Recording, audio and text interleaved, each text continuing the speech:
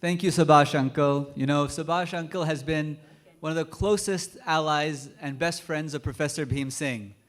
You know, in every journey where there is a great protagonist, there is a great sidekick, Batman and Robin.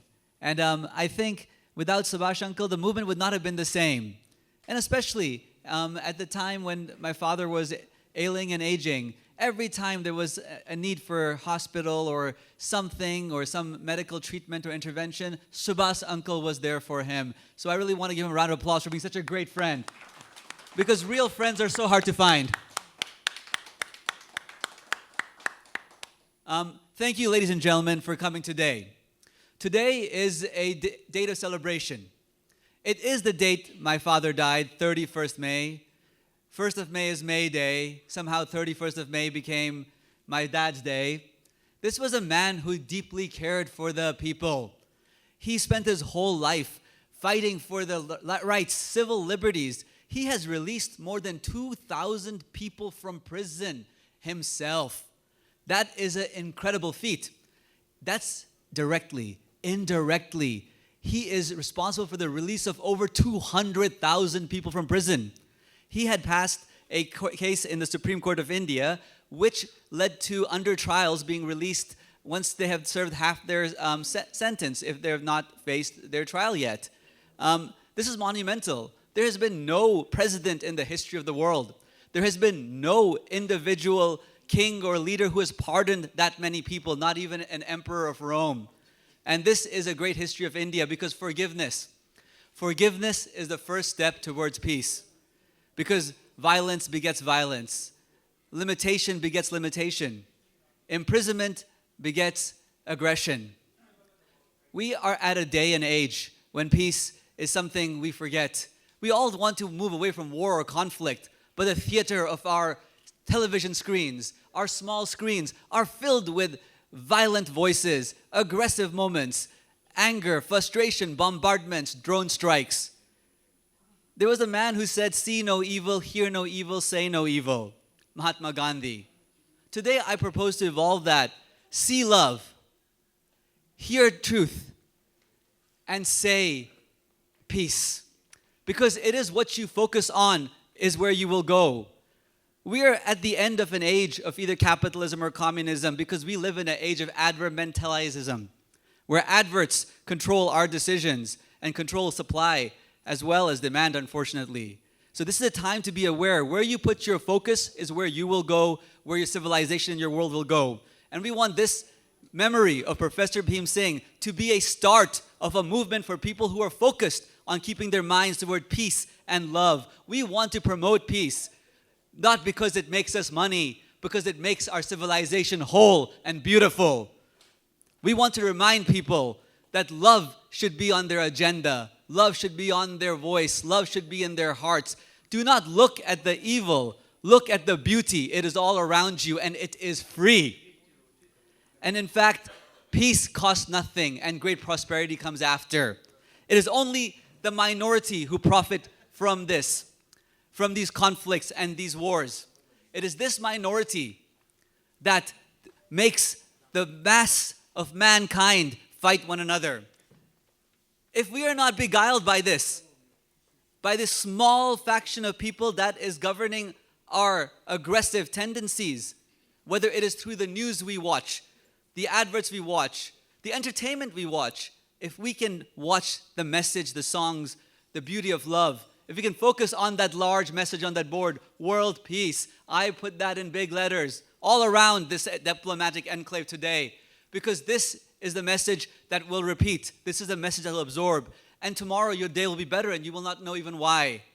If we can just talk about it, if we can be confidently promoting peace, if we can repeat it, it should be no shame to repeat peace. I tell you the world will be a better place and it'll cost you nothing.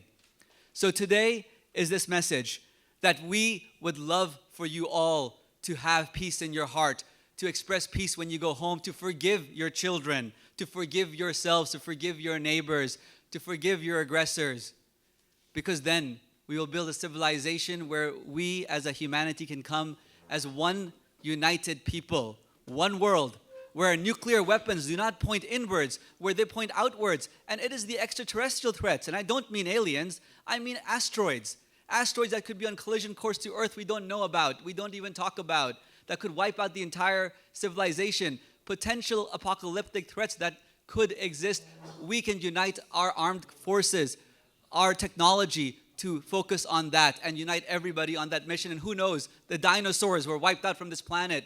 Some believe it's from an asteroid impact. We wouldn't know when the next one is coming. It could be a surprise. Are we ready for this?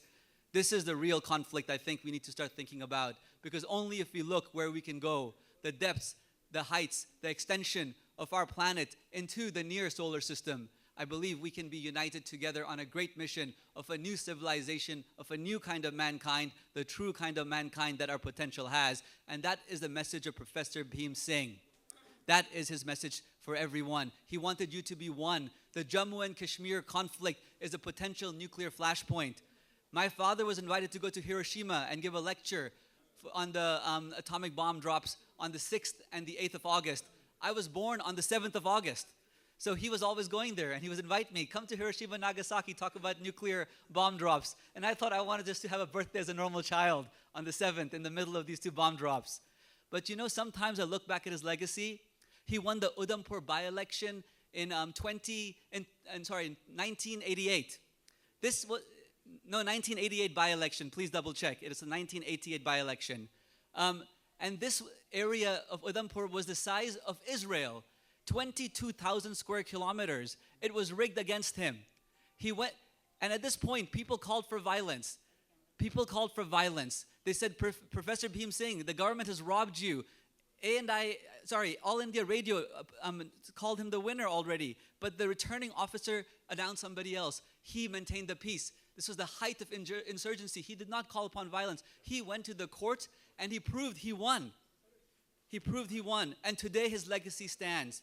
And who knows, by his turning of the olive branch, despite being robbed of electoral victories in a conflict zone, can you imagine the mandate a man has when that happens? Yet he chose the path of peace and unity. He might have prevented the potential nuclear apocalyptic scenario. And today we stand here again. They say that the conflict for Jammu and Kashmir could destroy the ozone layer, could create a nuclear fallout where the famine would kill 2 billion people. So we must be aware every day, every step we take, things we don't do sometimes, maintain the status quo and the peace, which is better than trying to be aggressive and making a change too suddenly. So we stand here today meditating on this fact of maybe a great achievement this man might have made that we are not even aware, because it was done because he didn't do the aggressive thing. So we don't know how he might have already saved the world already. Professor Bhim Singh, my father, the beautiful son of India, of the world, the man who went to 150 countries on a motorbike like Che Guevara. He went to more countries than Che Guevara on a motorbike with a message of peace and unity.